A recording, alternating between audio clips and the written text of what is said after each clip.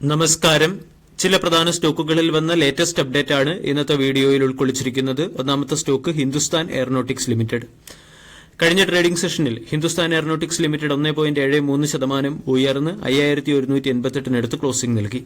സ്റ്റോക്കിന്റെ 52 week high 5444, 52 week low 1767.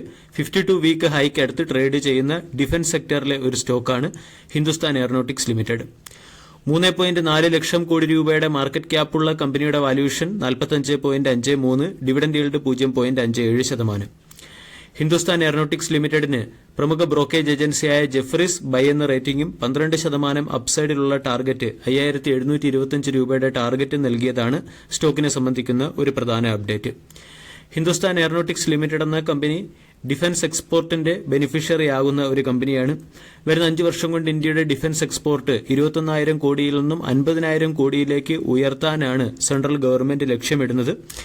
ഇത് കമ്പനിക്ക് ഇതിന്റെ ബെനിഫിറ്റ് ഹിന്ദുസ്ഥാൻ എയറോനോട്ടിക്സ് ലിമിറ്റഡ് എന്ന കമ്പനിയിലും കമ്പനിക്ക് ലഭിച്ചുകൊണ്ടിരിക്കുന്ന ഓർഡറുകളുടെ എണ്ണത്തിലും കാണുന്നു.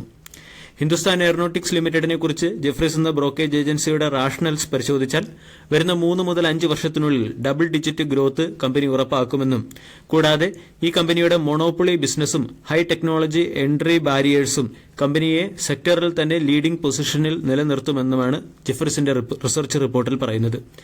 ഹിന്ദുസ്ഥാൻ എയറോനോട്ടിക്സ് ലിമിറ്റഡ് ഡിഫൻസിന് ആവശ്യമായിട്ടുള്ള എക്യുപ്മെന്റും ഫൈറ്റർ എയർക്രാഫ്റ്റും ഫൈറ്റർ ഹെലികോപ്റ്ററും ഒക്കെ മാനുഫാക്ചർ ചെയ്യുന്ന കമ്പനിയാണ്. ഇന്ത്യയിൽ സമാനമായ ബിസിനസ് മോഡലുള്ള, അതായത് ഫൈറ്റർ എയർക്രാഫ്റ്റും ഫൈറ്റർ ഹെലികോപ്റ്ററും മാനുഫാക്ചർ ചെയ്യുന്ന മറ്റൊരു കമ്പനിയുമില്ല. ഇത് കമ്പനിയുടെ മൊണോപ്പൊളി ബിസിനസിനെ ഇൻഡിക്കേറ്റ് ചെയ്യുന്നു.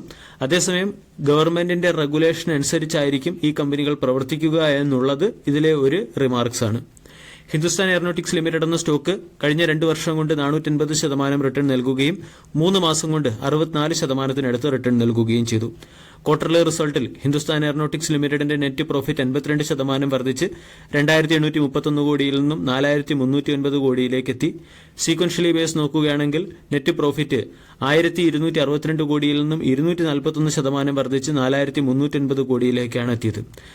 കമ്പനിയുടെ കൺസോളിഡേറ്റഡ് റവന്യൂ 18% വർദ്ധിച്ച് 12,495 കോടിയിൽ നിന്നും 14,769 കോടിയിലേക്ക് ഉയർന്നു. ക്വാർട്ടർ ടു ക്വാർട്ടർ നോക്കുകയാണെങ്കിൽ കൺസോളിഡേറ്റഡ് റവന്യൂ 140% ഉയർന്നിരിക്കുന്നത്. 6,061 കോടിയിൽ നിന്നും 14,769 കോടിയിലേക്കാണ് കൺസോളിഡേറ്റഡ് റവന്യൂ ഉയർന്നിരിക്കുന്നത്.